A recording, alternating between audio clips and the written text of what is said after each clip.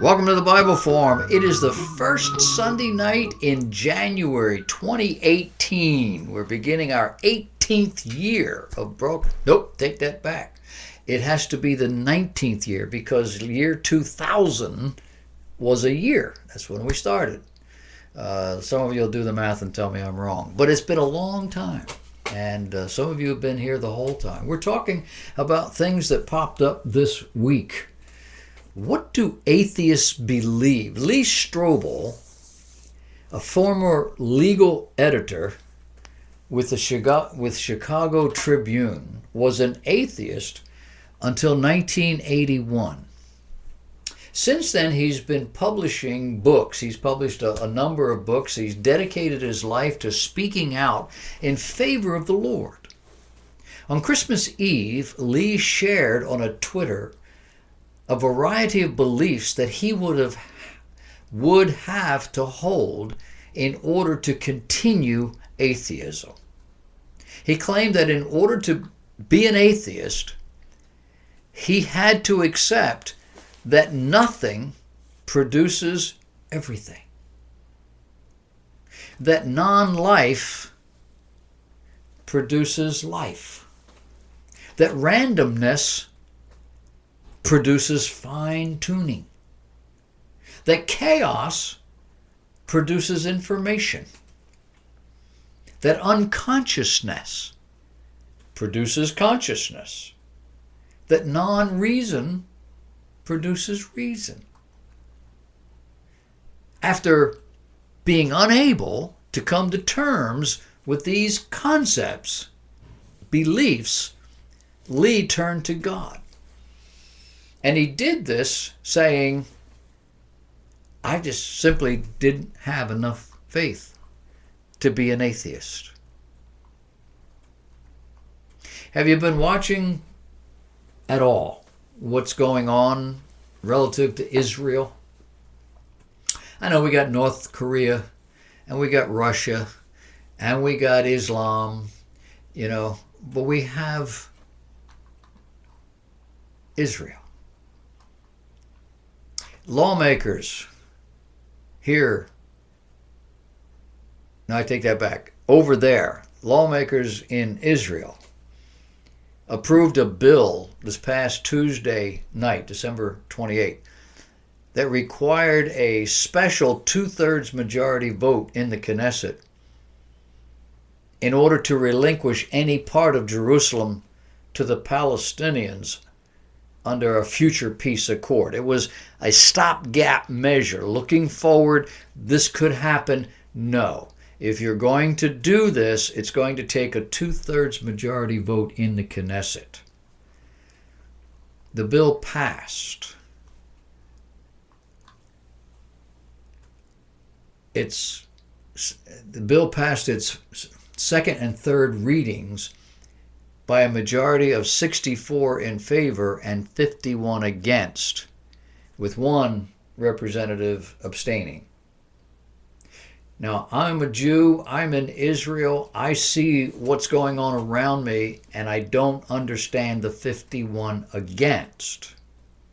I understand the 64 in favor. I don't understand the 51 against. In that supercharged environment, if for any reason the Palestinian Authority gets authority control of a parcel of property somewhere in Israel around Jerusalem,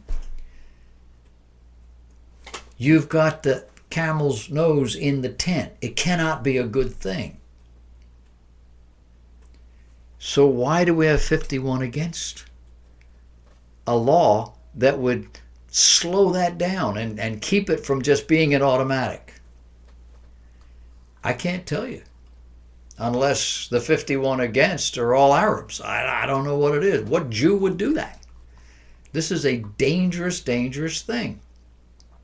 This law is designed to make it harder to divide the city of Jerusalem. The Palestinians claim that East Jerusalem is the capital of their future state. East Jerusalem, the part over toward Jordan.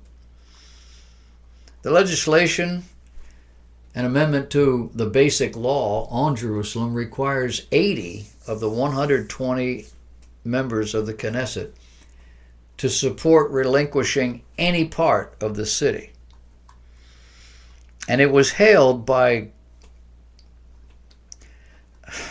thinking people as something good, until somebody realized that it takes only a simple majority of the same group to do away with this or any law that they have.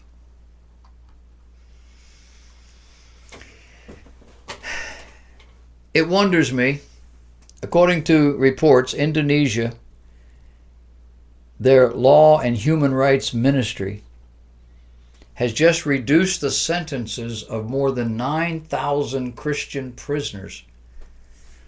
They did that on Christmas Day. Why all of a sudden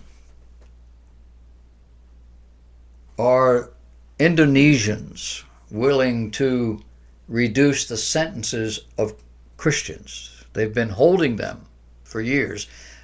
It'll take another year or two to, turn them all loose. Why would they do that now? Well, they don't say. But historically, when a strong conservative government appears in the United States, the influence of that government, without saying a word, changes the world. And inquiring minds want to know, is this all part of that dynamic?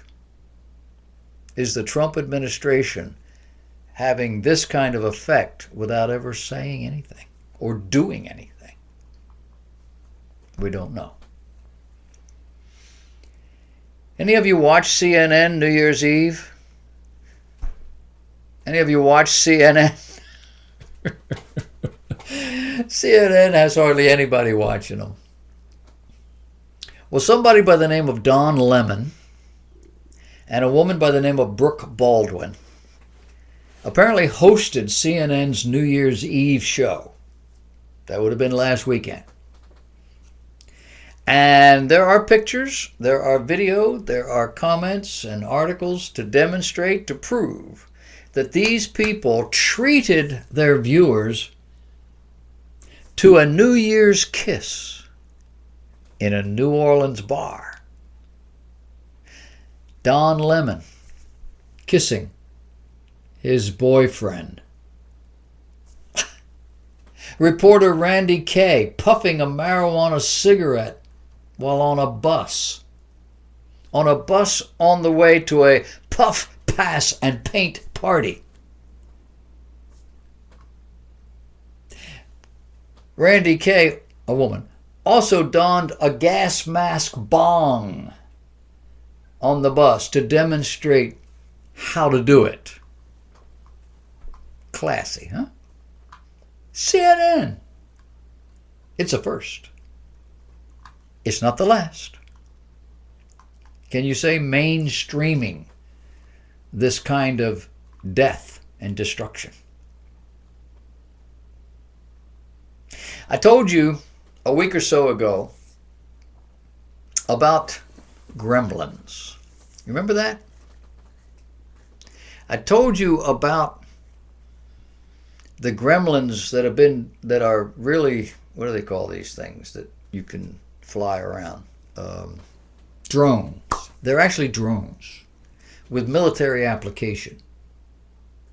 They can be programmed. They're just little tiny things. They can be programmed to do all sorts of things. They have artificial intelligence built in. They are quick enough that if you get close to them and you reach out to grab them, you can't do that. They're quick enough and agile enough that if you were to try to throw something at them or swat at them, I don't know about shooting a bullet at them, but they can get out of the way. That was fascinating. And they can be programmed to find a particular person, fly right up in their face and put a bullet between their eyes. military application. Well, there's a new wrinkle to this. DARPA. This is our government's dark, secret stuff. DARPA has a new hush-hush project. Observers are calling it a flying stealth aircraft carrier. That's what got my attention. I wanted to see a flying aircraft carrier. Well, it's not really an aircraft carrier. It's a modified, right now, C-130 transport. It launches these drones.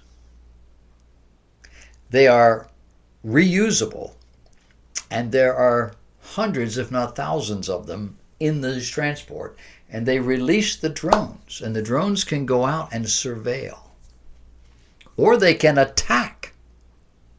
They can attack targets as far as 300 miles away and then return to their flying airbase.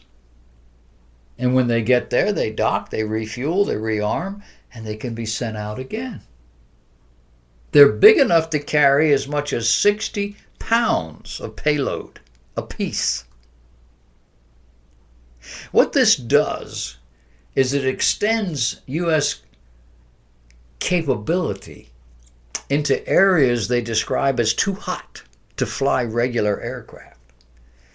The Air Force is planning to commission a stealth transport plane that would be able to get in close to launch the drones and then again recover them later. Stealthy. The enemy would not see the plane coming, would not see it as long as it's there. But the enemy would see the drones on their radar. Open the door, boom, out pop these drones. Can you imagine sitting at a radar screen and seeing this event and it looked like a lot of mosquitoes just popped up out of nowhere? Too small, too quick to really be defeated. The drones would do their job, whatever it was, up to 300 miles away, and then return to the mothership. And as they are recovered by the mothership, they suddenly become invisible again because they're inside this ship that isn't visible. They're here, they do serious damage, and they're gone. We can't even get aircraft or anybody in the area. We can't shoot things. We can't kill these things. I'm sure they'll get some of them, but they can't get rid of them. The Air Force is considering a new B-21 bomber as the mothership. Or maybe, the article went on to say, a yet-to-be-revealed carrier-launched MQ-25 Stingray. I have no idea what that means. But I can tell you that it will, one more time, revolutionize air warfare. Are you paying any attention to your Pope? The Pope wants us to focus on that which is important. Stop focusing on the silly stuff. Like what? Well, the Catholic Church, that's what they call it. It's really the Roman Catholic Church, as opposed to the Greek Catholic Church or the Russian Catholic Church. Just saying, I know, it gets tiring. The Roman Catholic Church designates January 1st as World Peace Day. And the Pope celebrated Mass, and afterwards he spoke to the crowd in the square outside the Basilica. Pope Francis noted that this year's focus of the day was the search for peace by migrants and refugees. Now, in my humble opinion, he failed to point out what percentage were actually criminals. Men not migrating according to prevailing law, but storming across southern Europe, tearing up the landscape in the process, infiltrating Europe on the behalf of Islam and wreaking havoc. But I digress. In his message on Monday, the Pope recommended jettisoning life's useless baggage in 2018, including what he called empty chatter and banal consumerism, and focusing instead on building a peaceful and welcoming world, particularly for refugees and migrants. Note the empty chatter is about law and justice and the increasing crime. Banal consumerism is homeowners and businessmen, women losing their livelihoods to these marauders. I know, I'm digressing again. Also, he suggested setting aside a moment of silence daily to be with God. That's a good thing. But here's the Pope's idea of what this would do. He said it would help, his words, keep our freedom from being corroded by the banality of consumerism, the blare of commercials, the stream of empty words and overpowering waves of empty chatter and loud shouting. Leave behind, he said, the burdens of the past. Start over from the things that really matter.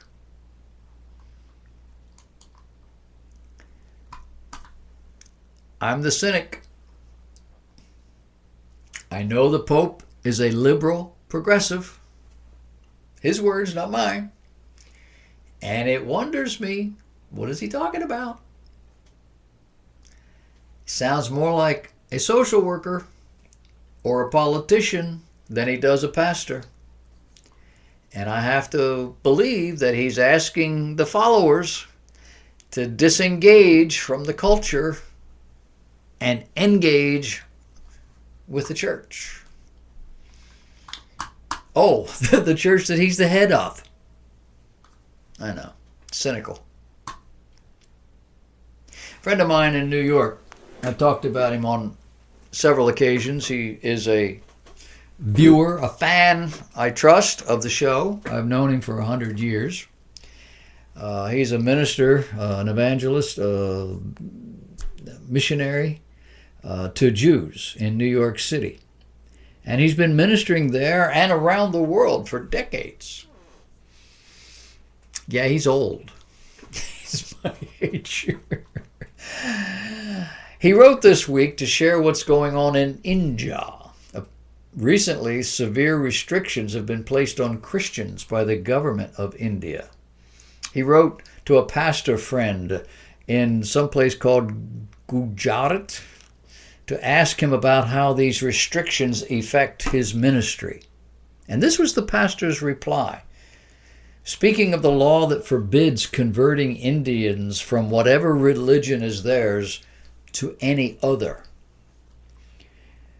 The man wrote saying that Gujarat state is the first state to pass an anti-conversion bill. 9 states of India have passed this bill so far. It affects a lot, he says. For example, we cannot baptize anyone. If we do, the provision of the bill is 5 years in jail and a fine of 500,000 Indian rupees. That's $7,825. Gives you some idea about the rate of inflation over there. He says it also affects our family life. If someone who is a Christian, particularly boys, marry with a Hindu girl, and the Hindu girl starts to practice her faith, keep in mind Hindi, not a faith, it's a works system. Anyway, begins to practice her faith in that Christian home, the Christian home cannot stop them.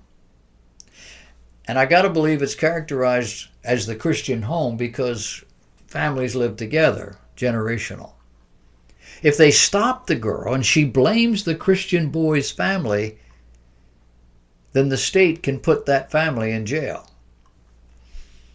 If the Hindu boy marries a Christian girl, then she must practice Hinduism or be in violation of the law. The pastor says we cannot evangelize openly. And yes, it affects our work. So, wishing you a very happy new year and your family, he offers the prayer request. Remember us and what we're going through. It might be our turn one day. We never know, do we? You've heard of Franklin Graham? Franklin Graham has just been accused of hate speech. I know, I didn't hear it either. I don't know, I couldn't imagine. When I saw the article, I couldn't imagine what this poor man must have said. I know that he's kind of, he's not like his dad. His dad was kind of soft-spoken and very politically correct and, this, that, and the other. And Franklin's a little bit, he's a biker kind of guy. I like Franklin. But apparently Franklin Graham is not going to be allowed entry into the United Kingdom any day soon. You say, big deal. Well, they have an event scheduled for next year. His evangelistic organization. And he can't come. They're accusing him of speech crimes that would be covered by the First Amendment in the United States. The officials have accused Graham of hate speech, citing his rhetoric against Islam, against Muslims, against the LGBT community. See, here we have a constitution. It says you're allowed to say stupid stuff. You're allowed to say anything you want. You believe, you can tell people what you believe. Ooh, excuse me. Over there, apparently, you can't do that. Isn't that amazing?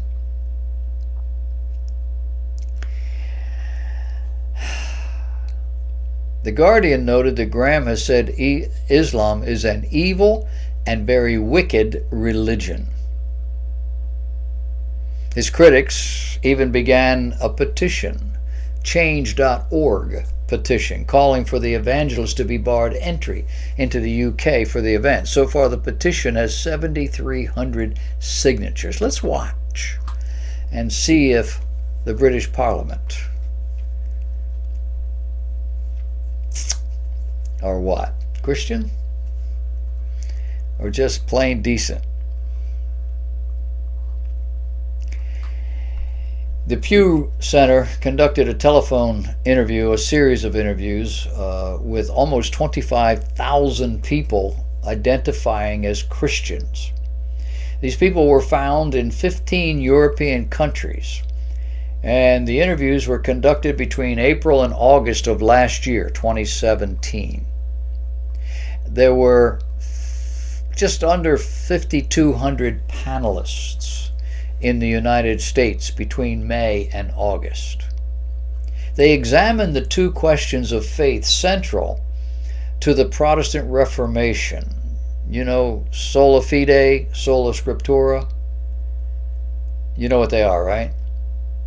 You say, well, I didn't have Latin and cool, why would I know? If you're a Christian, you should know these terms. Sola fide, faith alone. Sola scriptura, scripture alone.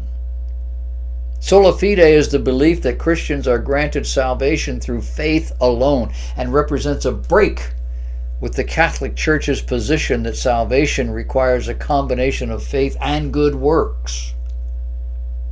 Works they specify.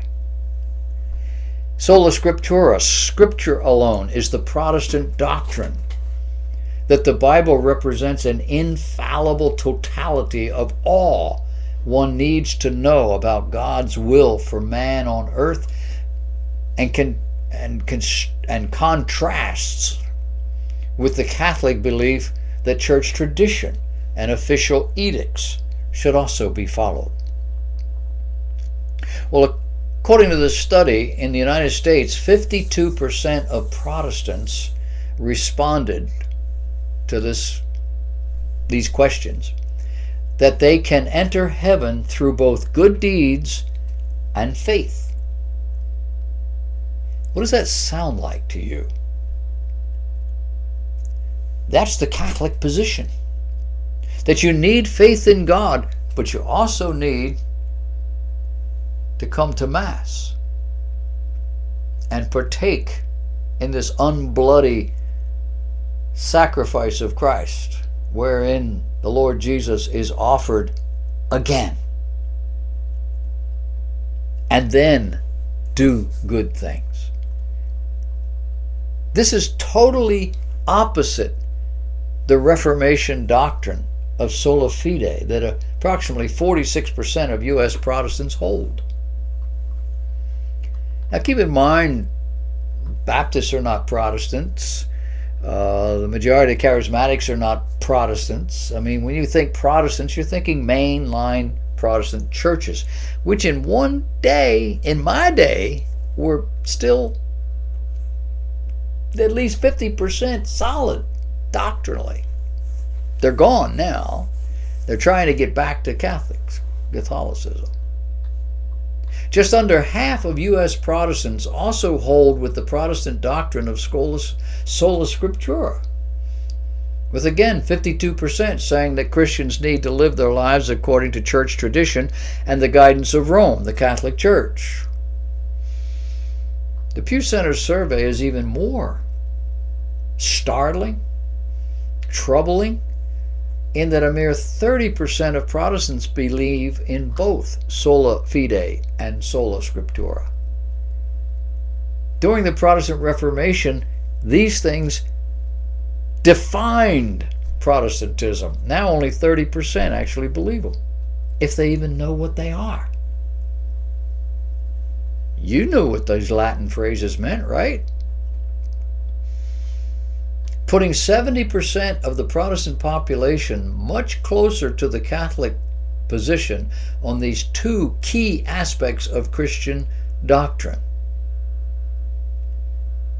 And you do know that the Protestant Reformation was a leaving of those doctrines. That's what it was about. People lost their lives because of these doctrines. Catholic Church burning them at the stake for heresy. Among U.S. Protestants, there were some divisions along racial lines, with 67% of white evangelicals holding a belief in sola fide, whereas only 37% of white mainline Protestants held that position, and 29% of black Protestants were holding this position. Can you say progressive?